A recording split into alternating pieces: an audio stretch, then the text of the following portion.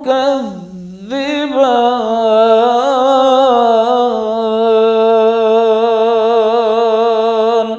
محترم ناظرین، السلام علیکم ورحمۃ اللہ وبرکاتہ۔ میں زبیر ہاشمی فرمان الہی میں آپ سبھی ناظرین کا دل کی گہرائیوں سے خیر مقدم کرتا ہوں۔ ناظرین، کل ہم نے سورہ مائدہ کی آیت نمبر 17 سے 26 تک تلاوت اور اس کا ترجمہ سنا۔ آج ہم اس ایپیسوڈ میں سورہ مائدہ کی آیت نمبر 27 سے 37 تک تلاوت اور اس کا ترجمہ سننے کا شرف حاصل کریں گے۔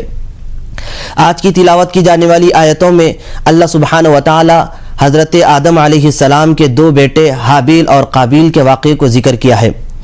اب اس کے بارے میں یہ تفصیل بیان کی گئی ہے کہ حضرت آدم علیہ السلام کو جب بھی کوئی اولاد ہوتی تو اس طریقے سے ہوتی کہ ایک ساتھ ایک بچہ اور ایک بچی پیدا ہوتی، اور اس وقت جتنے لوگ موجود تھے وہ سب کے سب حضرت آدم علیہ السلام اور آپ کی زوجہ محترمہ حضرت حوا علیہ السلام کے علاوہ جتنے تھے سب کے سب آپس میں بھائی بہن کی طرح تھے، اور وہ سب حضرت آدم علیہ السلام اور حوا علیہ السلام کی اولاد ہیں۔ اس طریقے سے ان کے لیے یہ احکامات جاری کیے گئے تھے کہ وہ آپس میں جو ایک وقت پیدا ہوتے تو نکاح کرنا درست نہ تھا۔ اب ایک وقت ایسا بھی آ گیا کہ حضرت آدم علیہ السلام کو دو لڑکے تولد ہوئے، ایک حابیل اور دوسرا قابیل۔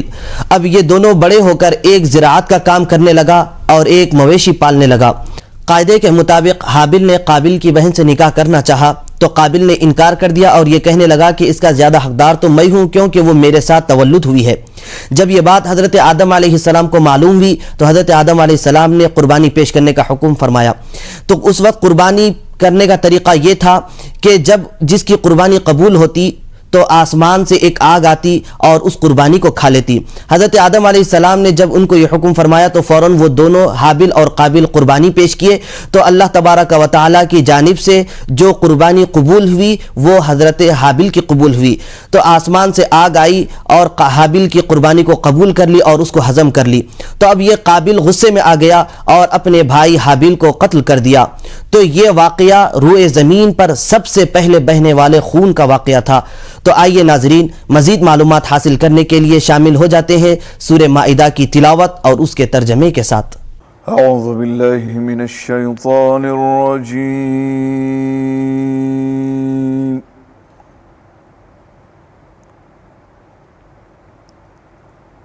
بسم اللہ الرحمن الرحیم۔ شروع کرتا ہوں اللہ کے نام سے جو بڑا مہربان نہایت رحم والا ہے۔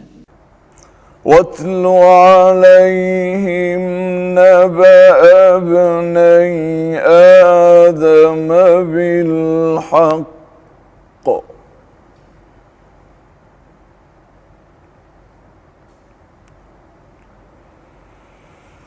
إِذْ قَرَّبَا قُرْبَانًا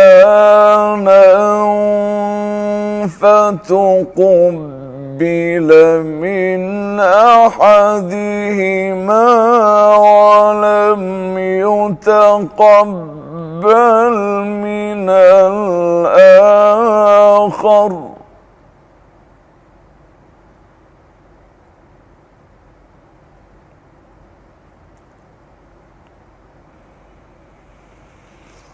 قال لأقتلنك قال إنما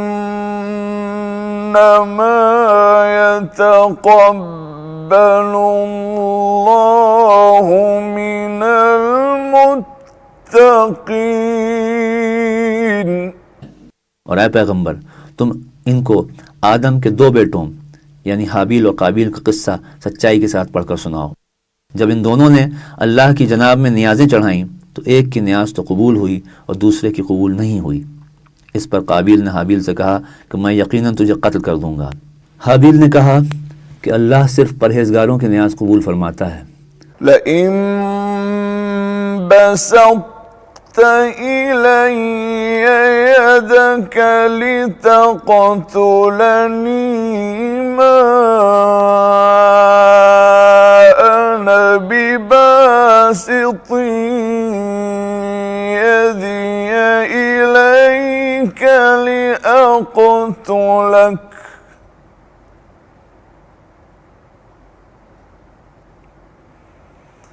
إني أخاف الله رب العالمين.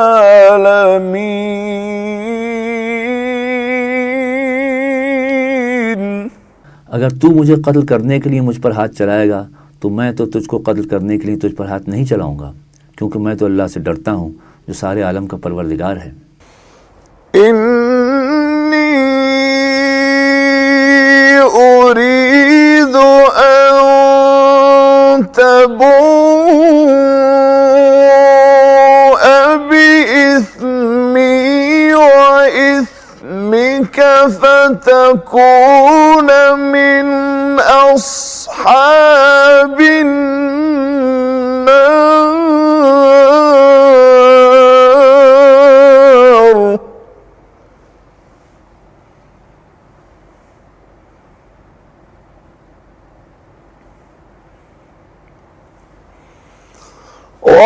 وذلك جزاء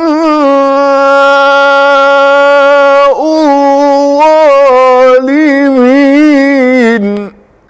मैं तो ये चाहता हूँ कि तू मेरा और अपना दोनों का गुनाह समेट ले और फिर दोज़ख वालों में शामिल हो जाए, और जालिमों की यही सज़ा है. فطوعت له نفسه قتل أخيه فقتله فأصبح من الخاسرين.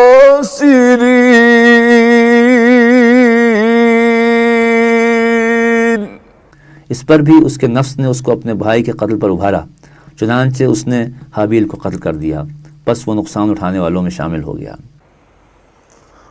فبعث الله غرابا يبحث في الأرض ليريه كيف يواري سوءة أخيه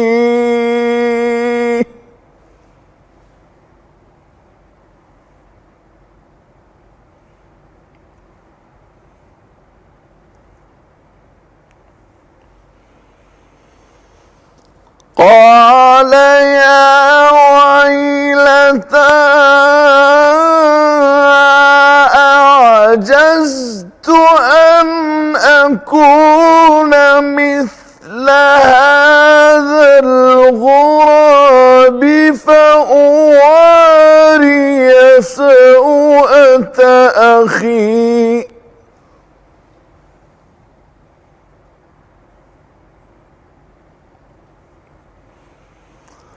فأصبح من النادمين من أجل ذلك.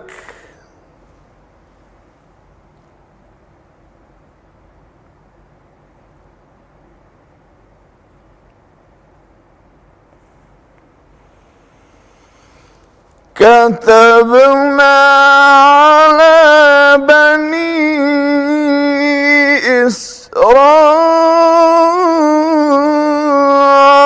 إسرائيل أنه من قتل نفسا بغير نفس أو فساد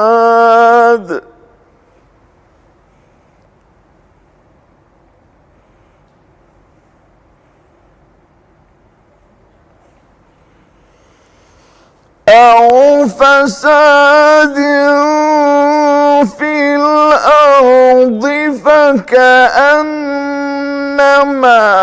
قتل الناس جميعا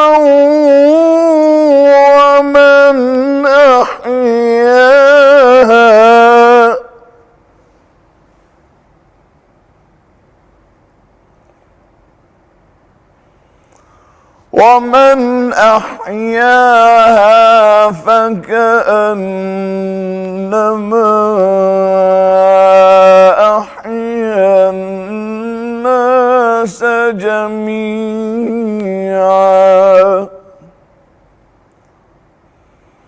وَلَقَدْ جَاءَتْهُمْ رُسُلُنَا بِالْبَيِّنَاتِ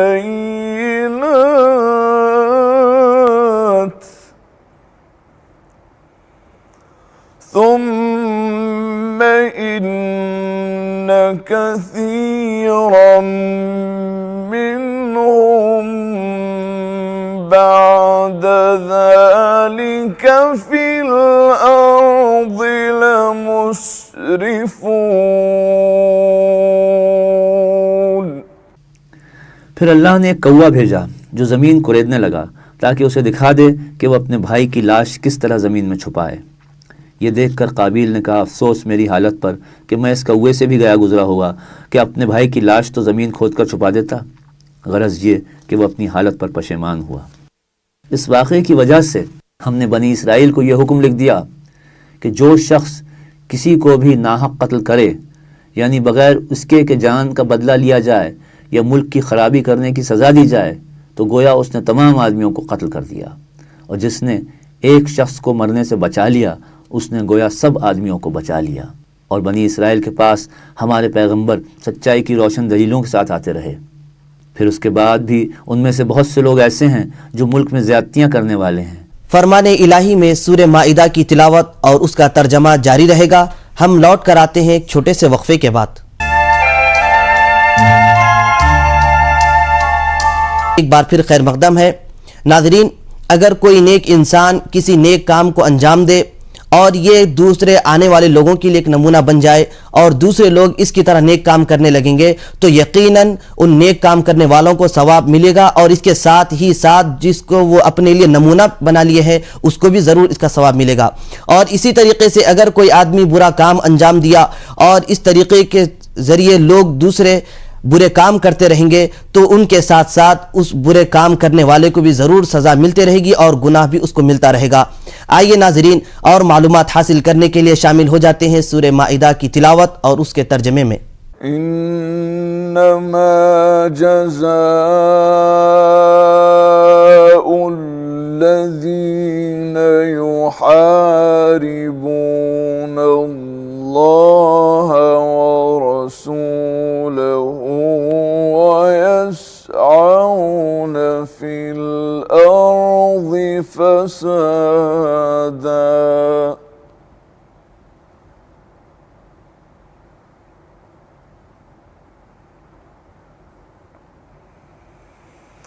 ويسعون في الأرض فسادا أن يقتلوا أو يصلبوا أو تقطع أيديهم وأرجلهم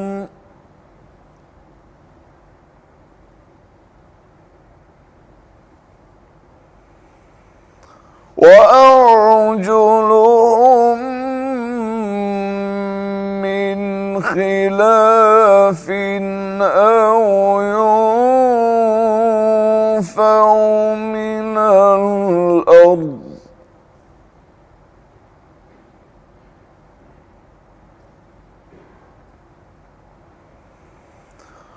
ذلك لهم خزي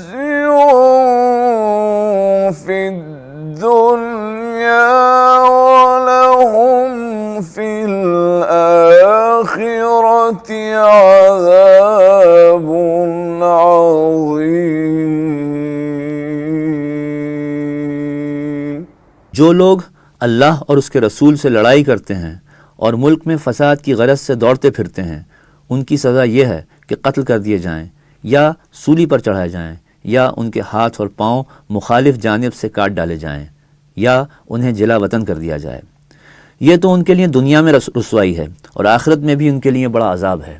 إِلَّا الَّذِينَ تَابُوا مِن قبل أن تقدروا عليهم فاعلموا أن الله غفور رحيم. مگر جو لوگ تمہارے قابو میں آنے سے پہلے توبہ کر لیں تو ان سے تعرض نہ کرو، اور جان لو کہ بے شک اللہ بخشنے والا اور بڑا مہربان ہے. يا أيها الذين آمنوا اتقوا الله وابتغوا إليه الوسيلة وجاهدوا في سبيله لعلكم تفلحون. اے ایمان والو، اللہ سے ڈرتے رہو اور اس تک پہنچنے کا ذریعہ ڈھونڈو اور اس کے راستے میں کوششیں کرو، امید ہے کہ تم کامیاب ہو جاؤ گے. ناظرین، سورہ مائدہ کی تلاوت اور اس کے ترجمے کا سلسلہ جاری ہے. فی الحال وقت ہو چلا ہے ایک چھوٹے سے وقفے کا. ہم ابھی حاضر ہوئے.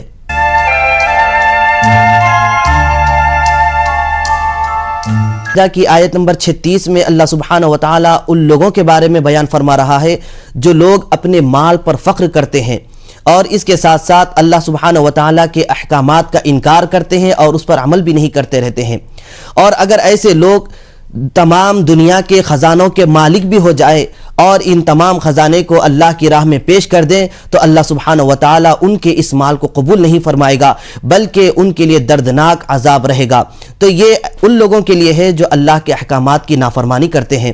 تو آئیے ناظرین، اور معلومات حاصل کرنے کے لیے سنتے ہیں سورہ مائدہ کی آج کی تلاوت اور اس کا ترجمہ. إن الذين كفروا لو أن لهم ما في الأرض جميعا ومثله معه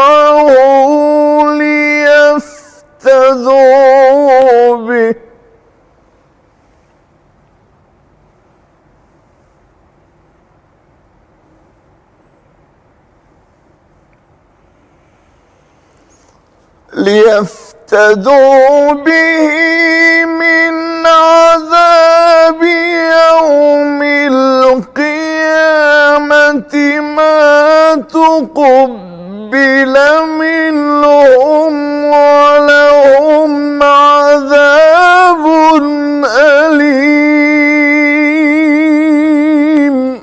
جن لوگوں نے کفر اختیار کیا، اگر ان کے پاس زمین کا سب مال و متاع ہو بلکہ اس کے ساتھ اسی قدر اور بھی ہو، اور پھر وہ یہ سب کچھ دے کر روز قیامت کے عذاب سے چھوٹنا چاہیں، تب بھی یہ ہرگز ان سے قبول نہ کیا جائے گا اور ان کو دردناک عذاب ہوگا. يريدون أن يخرجوا من النار وما هم بخارجين منها ولهم عذاب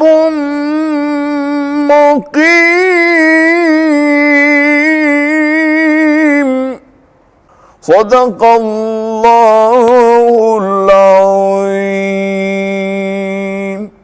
وہ ہر چند چاہیں گے کہ دوزخ کی آگ سے باہر نکل آئیں، مگر اس سے باہر نہیں نکل سکیں گے اور ان کے لیے ہمیشہ کا عذاب ہے. اللہ ہم سب کو اعمال صالحہ کثرت سے کرنے اور اعمال سیئہ سے بچنے کی توفیق نصیب فرمائے. کل انشاءاللہ دوبارہ اسی وقت سورہ مائدہ کی تلاوت اور اس کے ترجمے کے ساتھ حاضر رہیں گے. تب تک کے لیے ہمیں اور ہماری پوری ٹیم کو اجازت دیں. خدا حافظ.